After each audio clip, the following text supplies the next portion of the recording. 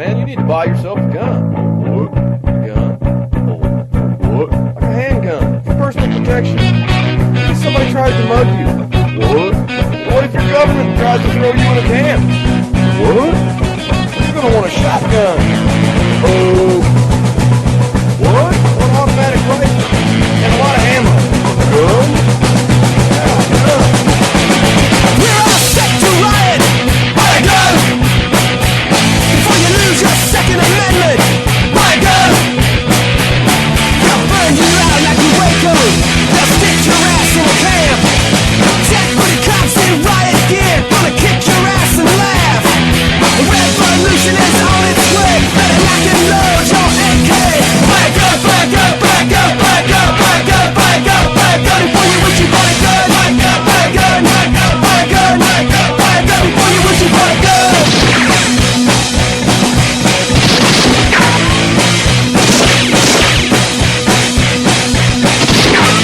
We're all set to riot. Buy a gun before you lose your Second Amendment. Buy a gun. They gave your money to the banksters. They stole your pension funds. It's time that we took to the streets. It's time we had our turn. A revolution is on its way, and the founding fathers would say, buy a gun, buy a gun, buy a gun, buy a gun, buy a gun, buy a gun, buy a gun before you wish you bought a gun. Buy a gun, buy a gun, buy a gun, buy a gun, buy a gun, buy a gun before you wish you bought a gun.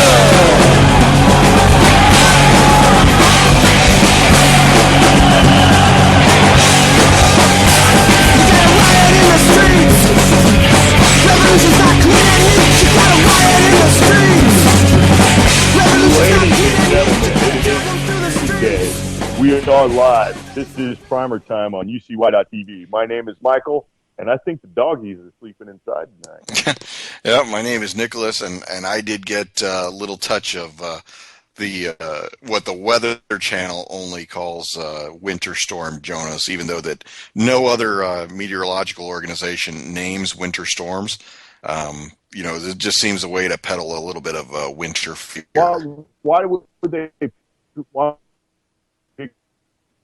Well, I think it's because fear sells. If you get something to get the populace up in arms and send them on a wild run to clean out the local grocery store, which is something I observed.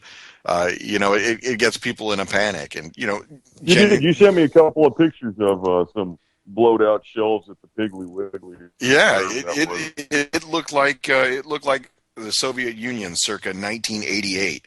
The meat counter was completely empty. The milk case was completely empty. And the worst of all things, the bakery's donut case was empty. How was the beer selection? That was the only thing that was untouched: the beer, the bacon, and the beef jerky. I mean, people just don't have their priorities set where I live. They don't know if they're wrong. Yeah, they missed all the good stuff. Yep. Wow. Yeah, I speaking of that, I had a chance to take a look at some of the major areas that were hit by this and looked at their Craigslist. And I saw a guy selling gallons of milk for $20 and loaf of bread for $20. And if you bought both, he was going to deal with it for $35. He only took cash. He only had like 30 milks left and like 40 loaves of bread. So you better hurry. Yeah. Well, I can think that if that had been my neck of the woods and a couple of like-minded people might have showed up to make a deal and then throat punch this jackhole.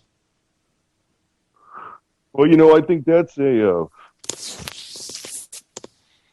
pretty common feeling when I shared this with some people that I found it, or I shared it with after I found it. And it kind of like brought up like, well, we're headed into like kind of a wild new time in the United States. And that's kind of in the realm of firearms. Firearms are a part of preparations for home defense, for defense of property, for defense of the family and loved ones. They're kind of a really handy way to dispatch a problem that may arise at your door. And, yeah, definitely. situation like with these gougers, with this guy, I mean, it makes me wonder, like, what kind of preparation did he have? Because, in his ad, he said he was him to get it. Well, if this knows that he's putting a gallon of milk for $20 in a loaf of, like, I don't know, I think it was like Sara Lee bread or something for $20, just plain old white bread. It wasn't anything fancy. It was just that there was a lot of snow, and I thought that was kind of interesting. Made me wonder how he would prepare for exactly like you said, a bunch of guys like-minded dudes come from. Well, and this is the thing. At least in my area, we're situated along a mountain ridge, and we typically get a little bit of shading. We don't get the worst of the worst when it comes to snow. We still saw 20 inches at my house. So, and for what? How much? Say that again. How many inches? 20. 20 inches. Okay. Yeah. So we got 20 inches between Friday and Saturday evening. And by the time it stopped snowing Saturday evening, the last time I pulled the measuring tape out, it was 20 inches on top of grass, not on top of concrete. So, the way I look at it is if you can't survive in your house for a grand total of 48 hours, and the roads were clear shortly thereafter, because like I said, we've had plows that come from the State Department of Transportation, and neighbors get together and start digging out. I did my driveway, my sidewalk. I even went out with a landscaping shovel into the area immediately behind my driveway onto the common access road, and I chipped out and got down to concrete, a spot that's probably, I'd say 100 square feet, that I can get out of my driveway, I can back up and get to the main road. And it took me a day to do all that just by myself. But if you don't have the wherewithal to get yourself set, and you have to rely on people that obviously gouge pricing, I mean, you just kind of you get what. But it kind of brings to mind a question like how much food do you think the average American now has in their pantry? Do they have 3 days? Do they have 4 days? They got a week? They got a month? How much do you think they got? Well, I think that there's probably, you got to take a look and see, what you consider people to be prepared with. Is it prepared just to have a cooler? Is it prepared to have a deep chest freezer or an extra refrigerator in your garage?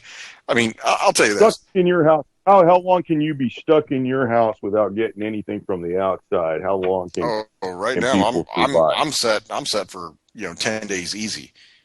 I've got cases upon cases of water. I've got dry goods. I've got canned goods. I've got other perishables that, as long as I got power, I can cook with the stovetop. If I need to, I can pop open the propane tank and set a pot of water to boil outside. But the fact of the matter remains is that in this day and age, with the amount of mass media that is out there telling people to prepare, I still had a neighbor who saw me out there working my tail off, chipping away 2 inches of snow and ice to clear, the driveway. And she comes to me yesterday afternoon as I'm doing some last minute touch up on my area to say, oh, hey, Sonny, would you mind lending me a hand? Like she was going to actually help. And then it comes out to, oh, I need to help get her car, out of the lurch, because she decided to leave her car parked in front of her house right where the plows were, piling up the snow. So of course her car gets, blocked in with a snowdrift. I so can totally not relate to any of like snow and my car stuck in the driveway and oh my god, here comes the snowplow. I can't. That is. Yeah, but I mean, it's one thing. Okay, if you know that the snow plow is coming and you fail to take prudent action of moving your car, you kind of deserve that. But she's a single woman. She's up there in age as compared to me. So I do the neighborly thing and help her get her car out. But at the end of it, as she sees me, pushing her car out of the way, she's like, "Oh, hey, if you've still got something in you, would you mind helping me in the backyard?" And I'm sitting there thinking, maybe she can't get into her backyard. Well, yeah, that's right. She can't get out of her house into the backyard because she didn't even set up anything to, she didn't lay down any kind of salt or anything. She didn't, take prudent measures to prevent snow from piling up, which is Well, namely. you almost got to like look out for those that can't do for themselves. If she's a single woman, if she's a little bit older. I mean, not to make stereotypes or anything, but we know people like that, and yeah, they're not too big on getting out there and doing the yard work. No, but here's the thing: when she has two huge dogs that she needs to go ahead and let out, you kind of want to make sure you got a place to let the dogs go, because otherwise the dogs are going to go wherever they feel like it. And yeah, so she asked me to cut a path from her back door all the way out to her fence, and we're talking a good 30 feet of 20-inch deep snow, and had to make it about 3 shovel lengths wide. So yeah, do the math on that. Yeah, that's yeah. You get the nice neighborhood award, bonus points in heaven and all that for that. Yeah, but I need those points now, Yeah, man. That heaven stuff doesn't do anything for a long time. Yeah, and really, and nobody's ever come back with like a Yelp review of heaven. Yeah, well, so it was a I mean, like, so this preparation thing can be, I hate to go back to this guy selling gouging, actually, not selling, gouging on the milk and the bread, hoping to make a few bucks. I mean, I think I sent you a copy of the ad. It was, he called it the ice storm of the century and blah, blah, blah. I mean, he really played up the fear in his effort to sell his $20 milk and $20 loaves of bread. 35 for both. What a deal. What a deal. Cash only.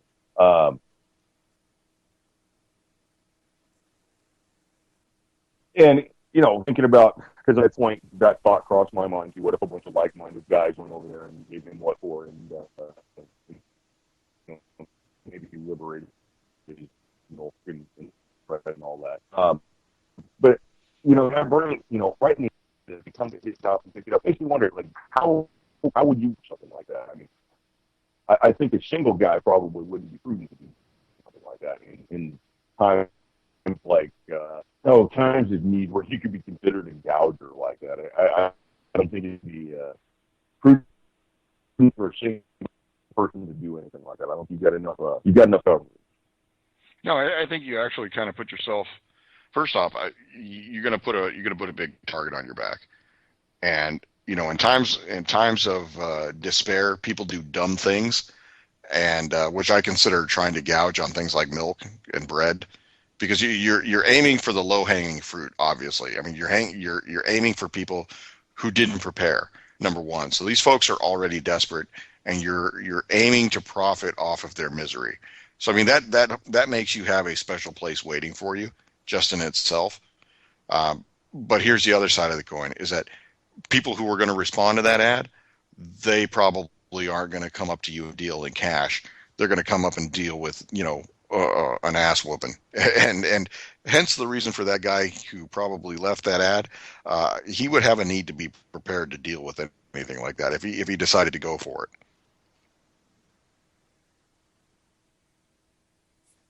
Michael, I think that's a fairly legit concern. No, I'm okay. Yeah, I mean, I think that when it comes down to it, the people who are going to respond to that ad are going to be the kind of people, maybe English isn't their first language, and I grew up in Los Angeles, as did you, for a while, and we saw those people out on the sides of the interstate and the sides of the secondary roads selling oranges at the intersections.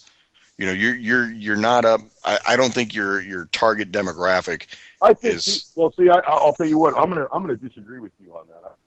I think the people who come from a poorer place and do the work like selling the oranges on the side of the road or whatever, I think that they got enough snap. They've been living in this country long enough that they got enough snap that if something's coming down, they're going to get prepared for it. I think it's the complacent Americans that don't get ready for it, that think that, Uncle FEMA will be there to write them a check or bust out whatever they need. I think those are the ones that don't prepare. And actually, I just got a message saying that the average home in the United States has 2.7 days of food. Yeah, I know. I personally am well prepared as compared to that. Right Kind of now, speaks to it, like 2.7 days of food. you do the food. It makes you We're wonder. talking 3 to 4 meals per person per day, calorie intake dependent. Some people need more calories, some people need less calories, but you can figure on 3 to 4 meals a day per person. Right, and that's kind of makes you wonder what people will act in a completely different fashion when they've got a hungry child. They're more prone to violence. They're more prone to acting out and doing whatever it takes to shut that hungry mouth. So I mean, this is where I personally think a small concealable pistol is going to be your best friend. Yeah, I mean, it all, like I said, when it comes to whether or not something's concealable, size doesn't necessarily dictate what it is. Could be just what you're wearing, could be how you're wearing it. I personally think that it doesn't matter what it is. All that matters is that, number one, you're proficient with it. Number two, you are aware of its limitations. And number three, most importantly, you're aware of your own limitations. Because nothing will spell relief like knowing what your firearm is capable of, but then knowing what your own capabilities are, and having the two meet. That's really, really important. Just because you went out and bought yourself let's say a Kimber Elite 2 tactical elite stainless, blah blah blah monogram pistol, that does not necessarily make you a tactical operator. Exactly, and as we saw today, there was the non-active shooter event that occurred in San Diego. Heard a flurry of news reports about an active shooter that was ongoing in San Diego at the Naval Medical Center. Turns out to have not actually occurred. I heard immediately happened. I heard that there were 3 dead and 2 injured, and active shots being fired at that time. And then about an hour later, I heard nothing happened. Yeah. So here's the thing: I still don't know if there was something, or somebody dropped a load of books or something. I don't know what happened, but I just know nobody died. Yeah. Well, and the way that certain people look at this is an opportunity wasted. Right. This is an opportunity that we did not get to, speak to the issue of firearms control, which brings to mind Michael Bloomberg, a former mayor of New York, and really one of the most vocal anti-gun forces out there, is considered a run. And I think he got a lot of things, and it gets what he wants. So that's something to really look out for. Have you seen anything about that? Yeah, actually, the interesting thing that I think is going on is that, in a sense, the president today coming out saying, he didn't make any kind of mention about the event that happened in San Diego. It didn't happen. His thing today was about being solitary confining for juvenile offenders inside federal prisons. So, that wasn't on the radar. In the other side of the coin, you got Bloomberg coming out saying that he's going to launch an independent bid for the presidency because of his French candidate. Yeah, I guess it's the inability of Hillary Clinton to seal a deal, and his own disgust Donald Trump. So when you take a look at this, Donald Trump has I would say, is a wide range of appeal to the low-hanging fruit that are out there, because as he's himself, the Donald Trump for president is going to be decided Donald Trump would become president. You also have on the other side of the coin, you've got the Democratic debate that happened last night, and you've got what seems to be some very slight questions that are being lobbed at certain candidates. Well, I think it was that was fairly much a showpiece, and the host, Chris Cuomo, who is the son of Cuomo, I believe he was governor of New York. Yeah, his current governor. Yeah, current governor, and he used to be mayor of New York City, I believe. Chris Cuomo hosted, and yeah, it looked like that was a big put on. Yeah, and so the whole thing that comes out is the individual who's introduced is, he's every Democrat candidate's ideal voter. He's single male, young, liberal-minded, attending community college, and he gets up to lob the question. He slips up and mentions Secretary Sanders, mixing up Bernie Sanders and Hillary Clinton.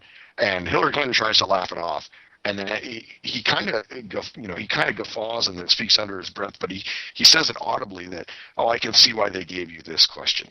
I don't think that there's any more of an indictment that you can have to actually see that this system is rigged, and anybody who honestly believes that the game is not set on this side for Hillary Clinton to be the nominee, you really got your head in your ass.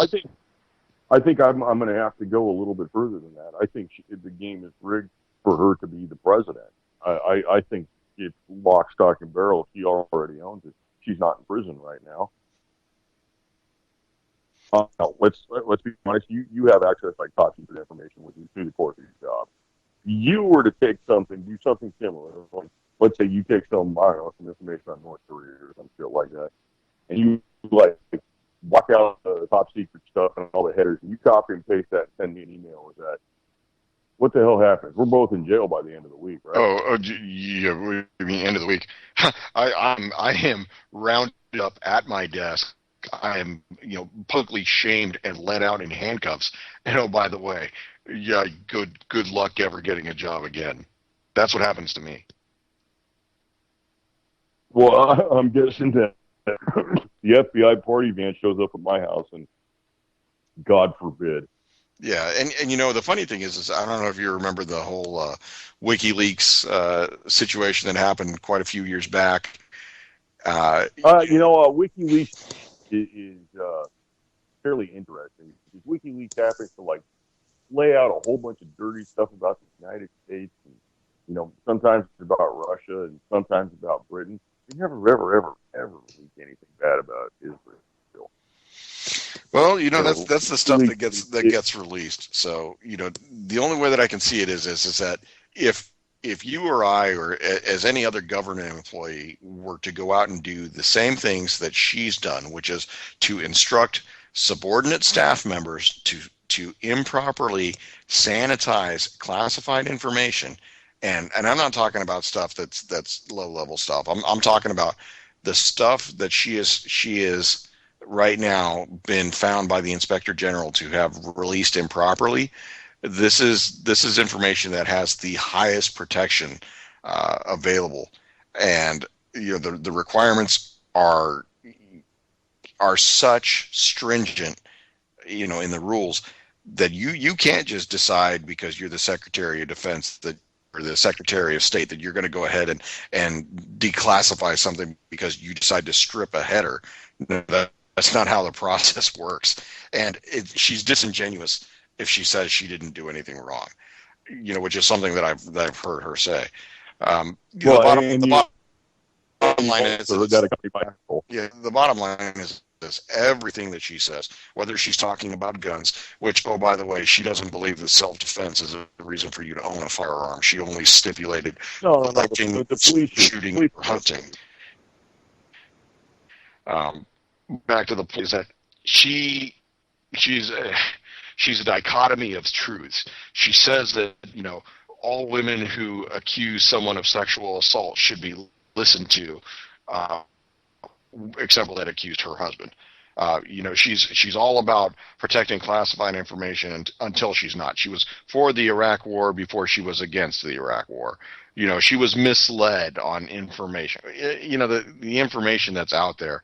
There's a cadre of people who are going to support her, and these people will support her through thick and thin, no matter the amount of scandal she's involved in, no matter how close she comes to being indicted on federal charges. Those people are not going to step away from her. But even aside from those, she's seeing any lead that she has had in any kind of polling evaporate in front of her eyes. And I saw a story today. I briefly clicked over to USA Today because that's about as much checking on the enemy as I was going to do. Went to some Iowa voters who are going to participate in the caucuses on Monday.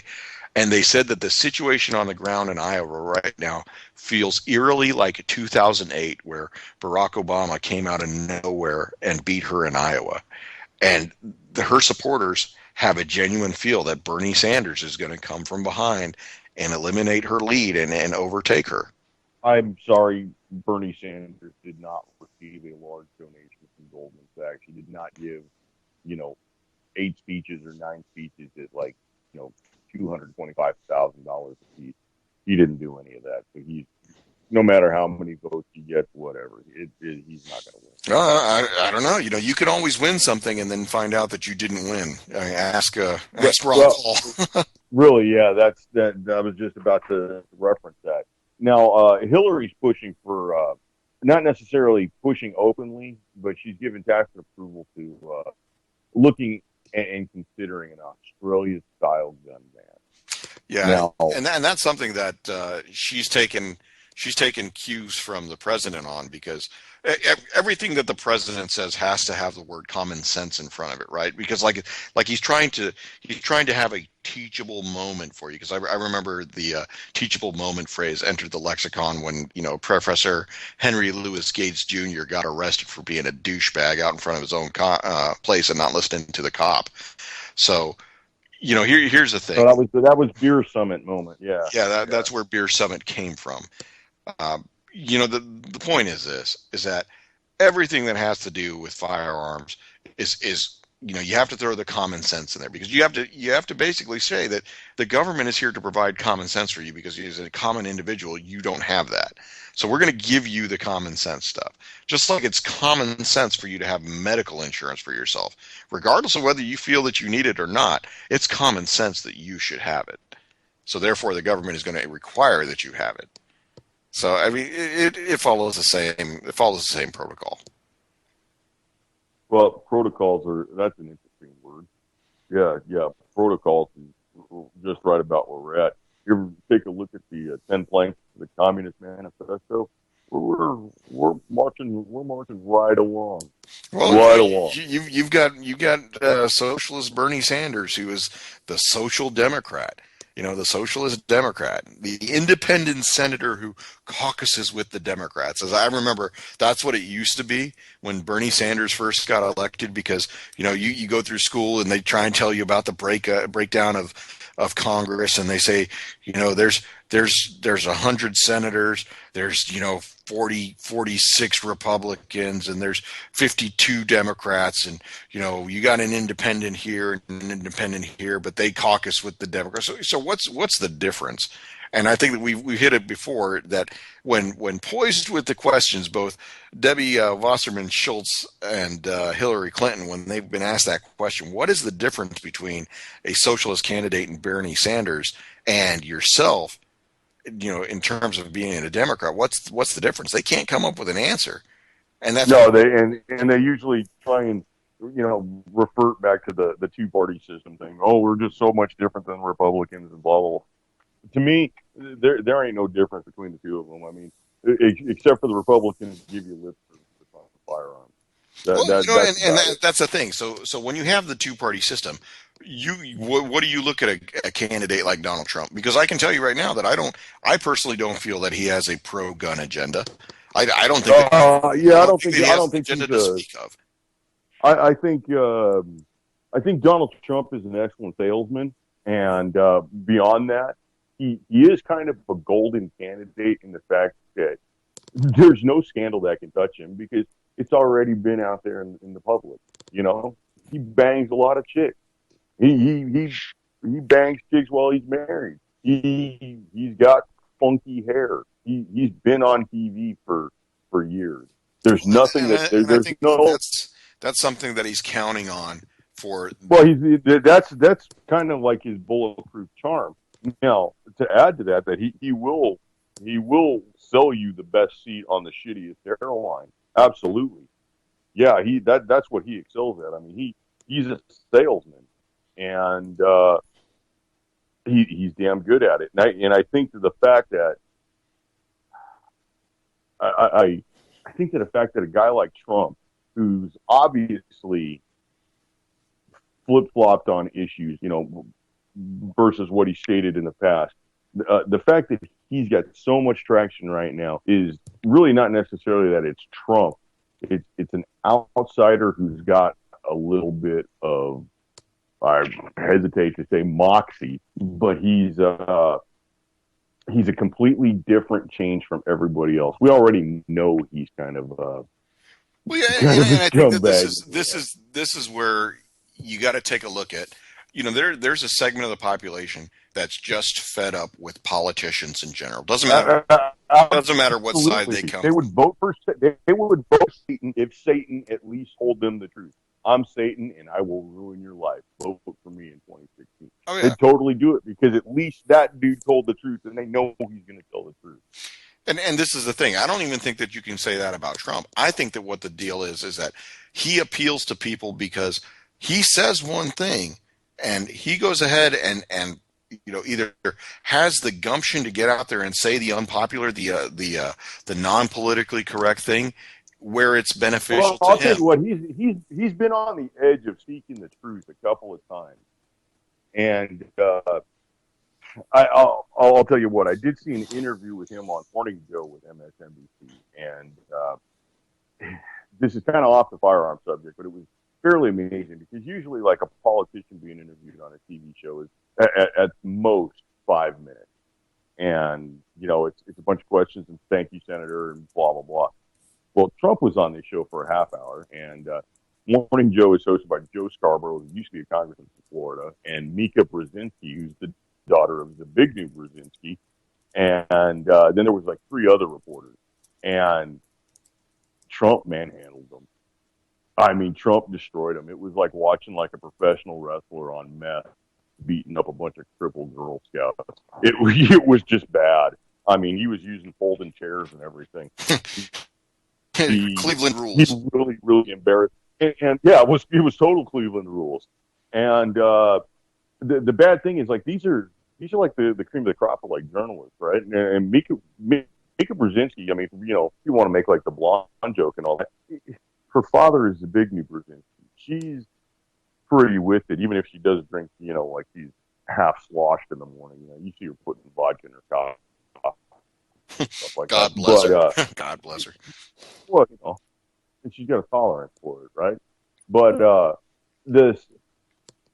way that Trump manhandled these people and didn't say a fucking thing. That's the greatest part. He doesn't say a fucking thing yet until he's got him beat down. Then he says something outrageous, which gets everybody's attention. Like during this interview, he really he destroyed them. And then at the end, he said he wanted to go into the Middle East and take all the oil and then like sell it and then give profits to like the wounded soldiers.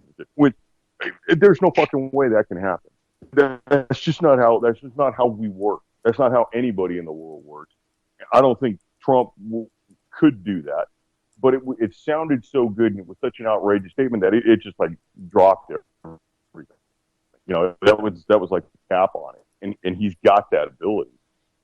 And his position on firearms, I don't know. Yeah, he might have a New York carry permit, but you know, well, that's not surprising. He's kind of like the elite. That's the only people who get that in New York. I don't necessarily think that Trump's got America's firearms rights in forefront of his mind. I don't think that that's high on his list of priorities. I think what's high on his list of priorities is saying whatever it's going to take to get him elected. And I think the problem is that there are people out there that, number one, they don't care about a myriad of issues. They have one or two issues that are very near and dear to their heart, and as long as he steps up and says something about their issue, that's probably who's going to drive them to vote. You got guys like Samuel L. Jackson that come out and say, hell yeah, I voted for Barack Obama because he was black. Well, is that racist? Of course it's racist. But guess what? You're the hater if you call that out. So, the problem is that we've got a lot of people who don't know enough about our electoral process and the far range, or I would say the second and third order effects of their decisions who to elect in this country. We've got a big shit sandwich, and everybody's going to have to take a bite. But the problem is that the part of the shit sandwich that most appeals to people right now happens to be the guy that's on the outside of the crust, and that's genuinely not good for the country one way or the other. Whether it's too far to the left, too far to the right, way out in left field. The problem is that I see Donald Trump saying a bunch of things that on one side of the aisle is making people that are conservative at heart, people that genuinely want to conserve the liberties and the freedoms that they have, makes them cringe. Because whenever he says, hey, I've got absolutely nothing wrong with Nancy Pelosi, I like Nancy Pelosi, I can work with her. People on the right-hand side of the aisle have been hearing about how working with the Democrats is going to get them stuff, in the issues that are important to them, and it hasn't happened. What was the name of his book? The Art of the Deal. Yeah. And, like I said, he's a businessman who has, relied on his ability to make deals. But here's the thing. Our country is not a business.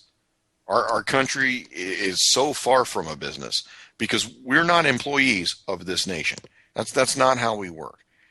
And furthermore, when you say things like, I want to work with Chuck Schumer, or I want to work with Nancy Pelosi, or I can work with Harry Reid, people that have a conservative leaning, or maybe even a libertarian leaning, sit there and hear, what the hell is going on with this? Why should you be working with people who, number one, never compromise going the other direction? Trying to destroy the country. Yeah, and secondly, that, I don't think I've ever heard a candidate on the other side say, oh, I can work with the Republicans. I think maybe Obama said something like, I want to work together. Now, his actions suggest completely the opposite, but it's one of those things where I kind of get reminded of the Gun Owners of America slogan, which was the only no compromise gun lobby in Washington. I think when you compromise, you lose. You lose things that are near and dear to your heart, and unfortunately, well, see, the thing with firearms is it's the compromise. Is a bad word because a compromise means both give something up or both give away. Well, that's the definition as we understand it. And with firearms, it's never on both sides. It's not like, okay, so we have mandatory background checks on all things, but now we've eliminated the 1934 Gun Control Act, right? Or we've got whatever. I can't say that there's a trade that I would make anymore. I think we're right at the end of where we can be with our firearms right. I truly don't believe in the need for trading anything. I think we've already given up far too much. I would like to see the elimination of the silencer law and the short barrel rifle and shotgun. Well, see, and this is the thing when we're talking about silencers or moderators is what they're called in United Kingdom, or the whole thing is suppressors. Yeah. However, there's many names. Exactly. When the way I look at it is this, and I know a lot of people actually have the same opinion, is that firearms are inherently loud tools. They produce sounds that have a decibel range that can cause hearing loss. That is proven time and time again. I'll tell you, I think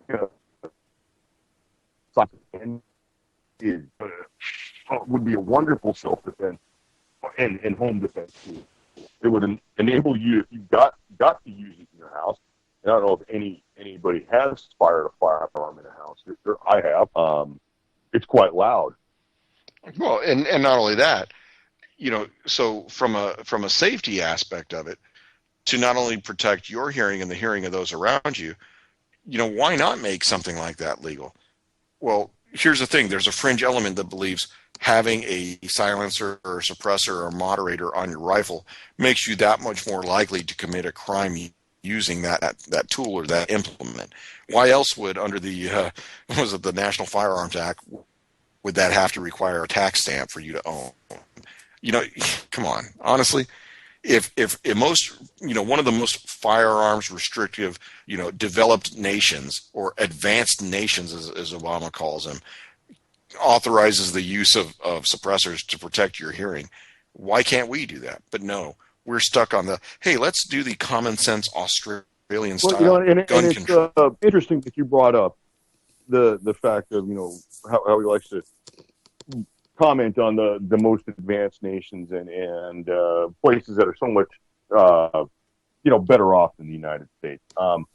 Just the other day in Canada, in northern Saskatchewan, it would be the northwestern portion of Saskatchewan, a community called La Loche. There was a school shooting there. La Loche is a First Nations reserve up there, and it's kind of like a lot of the First Nations places that are in the north of Canada. It's kind of poor. Corruption is rampant. There's a lot of money pumped into the system that gets split on to the very few elite, and a lot of stuff is hushed up and pushed underneath the rug.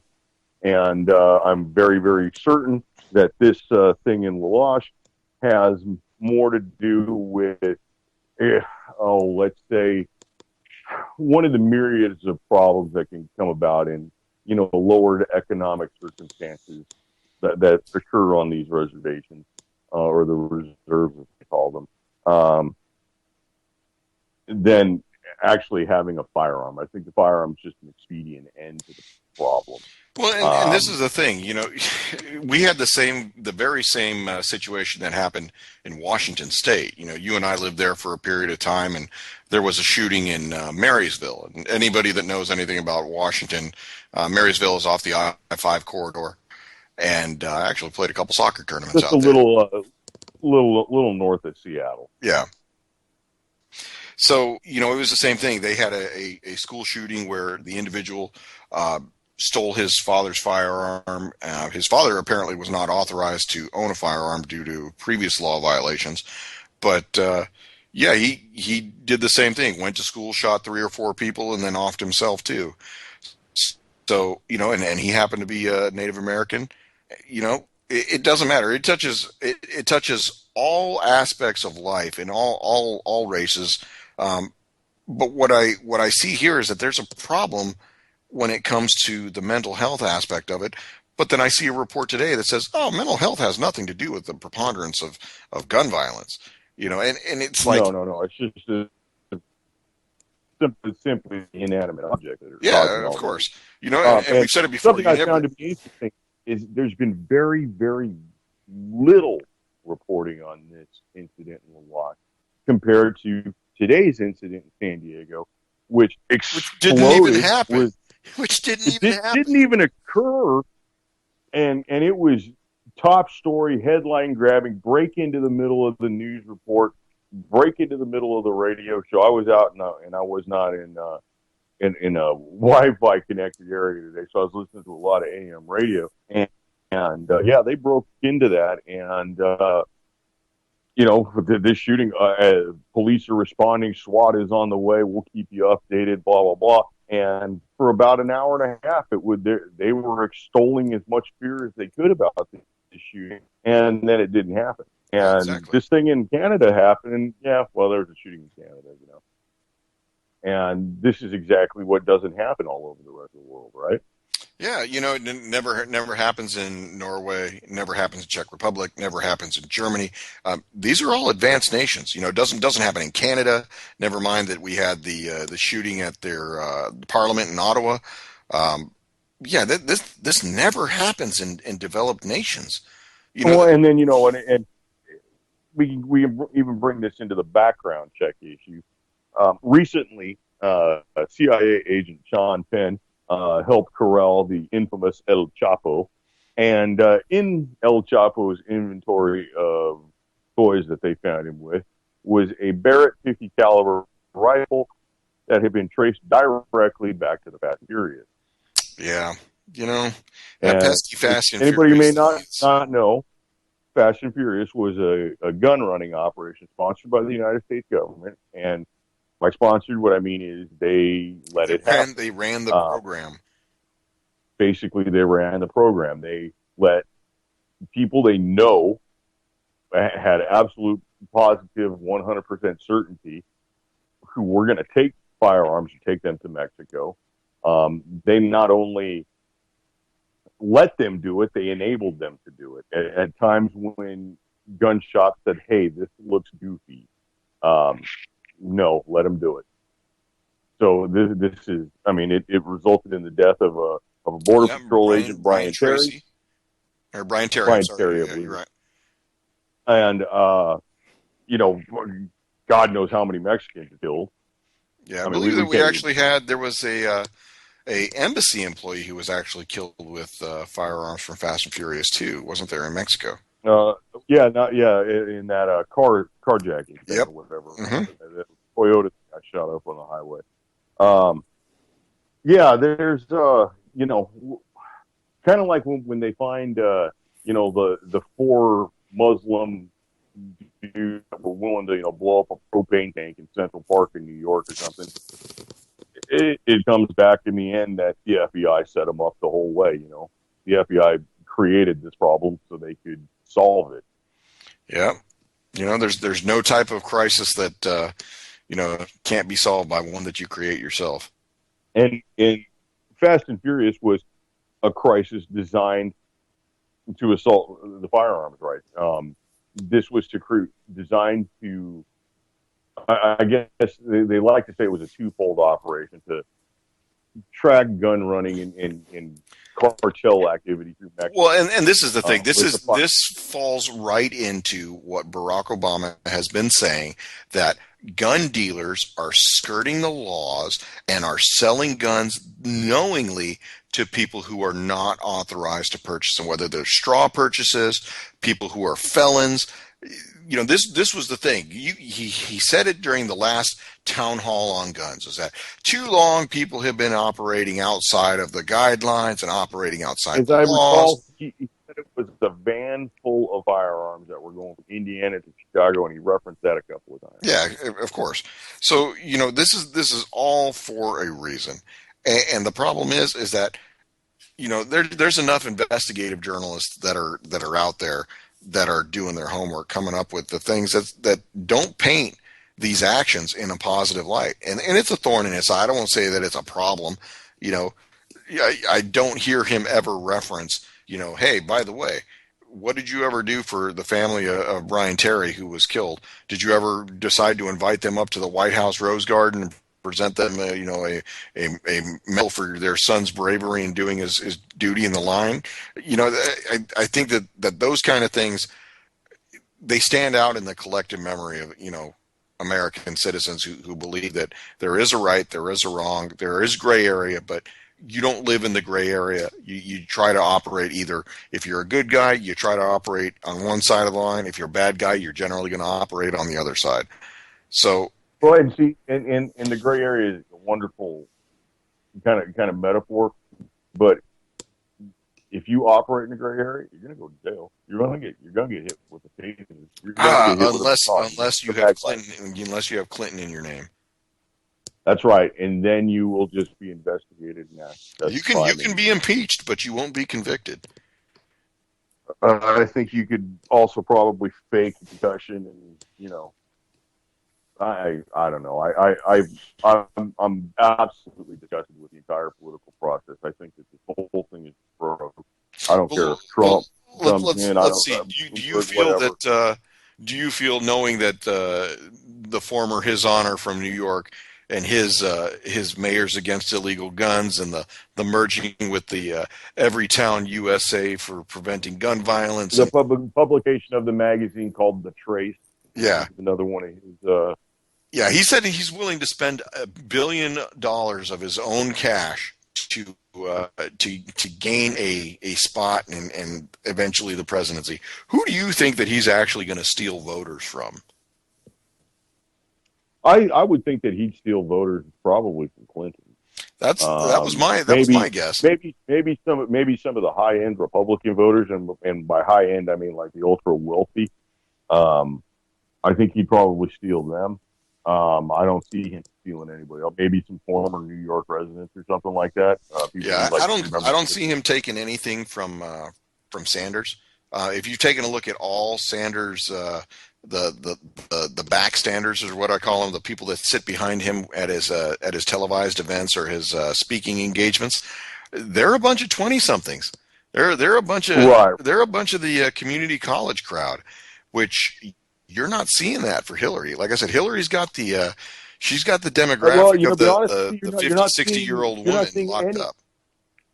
You're really not seeing anybody who's got any kind of support for Hillary. Unless it's somebody who's, I dare say, got something in on it for them. I don't see any regular people who support Hillary. Yeah. Well, the funny thing is, you can get Saturday Night Live to spoof Marco Rubio because he takes a sip of water. Never mind the fact that Hillary Clinton has to cancel a speaking engagement as she sipped from water multiple times, and you can't bring that to the conversation.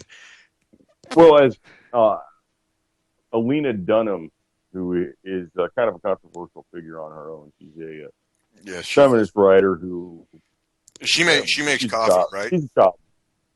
She's a child molester. She makes a TV show but she makes coffee because she brew, right?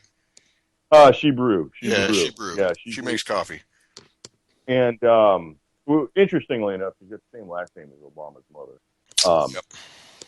Which kind of brings in, all kinds of other questions. But anyways, Lena Dunham has come out with a list of things that you cannot say about Hillary Clinton. Yeah, but she's late to the party on this because Hillary Clinton supporters sent this out to the different beat reporters and the folks that were covering her candidacy last year. She's late to the game. This is not news. I believe she's got an updated list. Yeah, well, I mean, you can't call her a criminal. you can't call her that's probably sexist. You can't call her driven. You can't. Yeah, okay, come on. She's driven to succeed at the expense of others, maybe. I'd like to see her driven to a goddamn jail. I'd like to see her. Yeah, that'd be great. I mean, seriously, man. I mean, it's the double standard is not. It's just disgusting. And to be honest with you, Nick, I don't think there's any salvage in this thing. I don't care what kind of politician you put up there, what kind of businessman you put up there, what kind of cardiac surgeon, whatever it is. No, he's old news, man. The cardiac surgeon's candidacy is on life support right now. Yeah, I'll tell you, this whole thing is on life support. And I'll tell you what, if the federal government was a contractor that you had hired to come out to your home and fix your roof, you'd have fired them, sued them in court for damages, and you'd have won. Yeah. And to be honest with you, I'd like to take that little house analogy. The United States is now like a distressed property that's not worth rehabbing. Yeah. Like the system is not there. I think it's time to knock this sumbitch down and build something new, because you're throwing good after bad, and we don't have it. We don't have the money to throw it at it anymore. I got a chance to listen to Rush Limbaugh today, and I don't necessarily. Wow. Yeah, I don't necessarily listen to him, but he said something kind of interesting that I was almost kind of shocked for him to say it, but he was talking about Bernie Sanders and Clinton and Trump and blah, blah, blah, everything else. And he was talking about where Bernie Sanders said that he will absolutely raise taxes and, implement taxes on firearms and taxes on ammunition and all that. And he actually said, well, why even bother with taxes? Nobody pays any kind of attention to any kind of budget anyways. The budget always runs out. We vote for money and we just print it. What the hell are the point of the taxes? Yeah. Well, And it was kind of shocking to hear him say that. So, for somebody like that to say that, I really don't think that there's much time left in this thing. yeah. Well, what we don't have much time left is to go ahead and get the 4 rules of firearm safety lockout. One of the most important parts of the show, I believe. And actually, probably one of the best reasons, the reason why I do this show.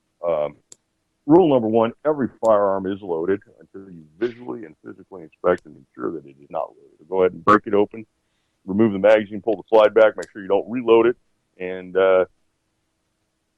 get ready for rule number 2, which is keep the muzzle pointed in a safe direction at all times. Don't cover anything you don't wish to destroy. So keep it pointed at the ground, at the sky, whatever.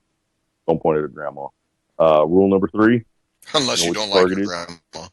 Unless you don't like grandma.